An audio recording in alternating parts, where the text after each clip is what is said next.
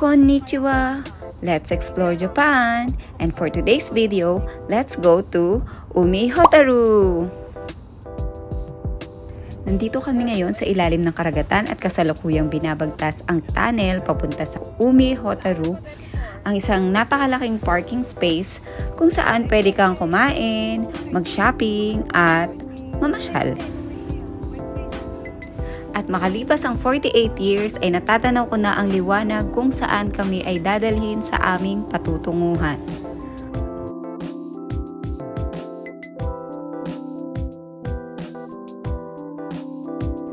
Sige, kanya-kanyang video at may presentation tayo mamaya.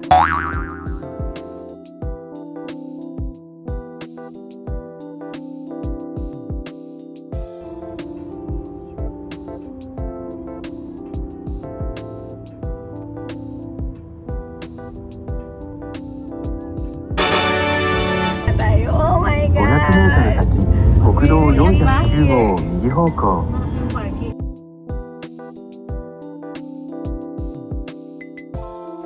At dahil dyan, emote-emote muna dahil for the video ang person.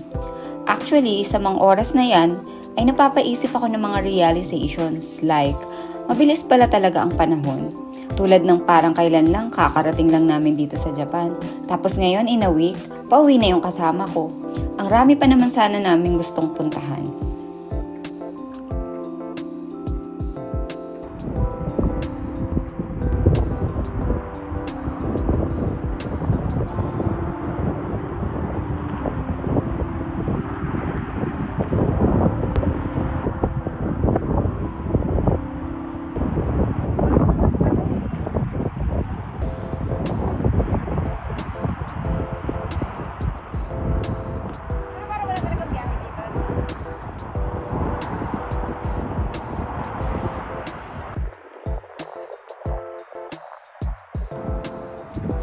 Eto nga pala ang aming madam.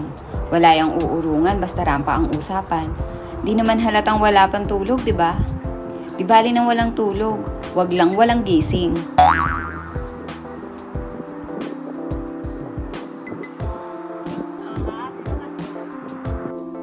Wala naman kasi talaga kaming pakay dyan kundi mag-picture-picture. Nakaka-amaze lang din kasi talaga yung landscape and yung idea na nasa isang malaking parking space ka sa gitna lang naman ng karagatan. Not to mention na may commercial facilities din dito like shopping malls, restaurants, cafes. So para ka na rin nasa cruise ships. And yung dadaan ka sa napakahabang tunnel sa ilalim ng dagat. Amazing, di ba?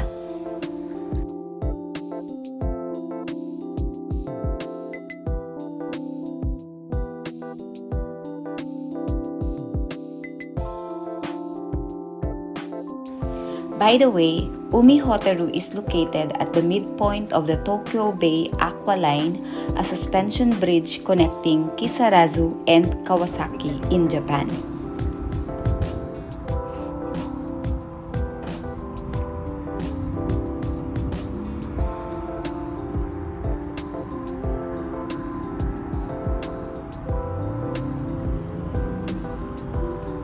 Ano, parang mag-emote ka rin dyan, Ron.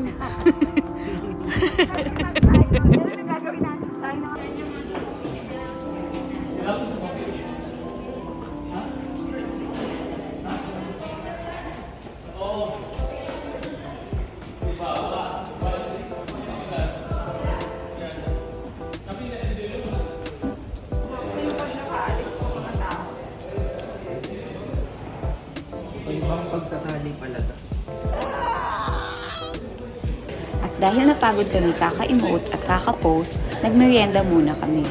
See? At talaga nga namang may Starbucks din pati dito sa gitna ng karagatan. Sarap! Meron. Kailangan itawag.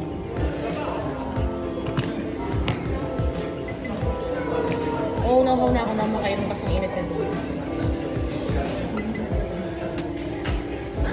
Mabilis mo naman kumain mo.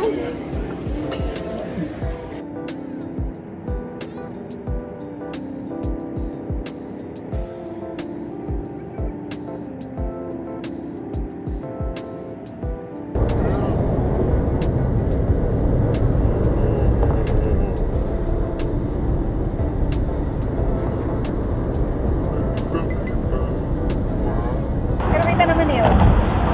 Maganda na nga siya kahit ano. But before we finally head back to Kiryu, we spoil ourselves with seafood dinner at Red Lobsters in Kawasaki. Kailangan pala picture. And that's it for this video. Sayonara!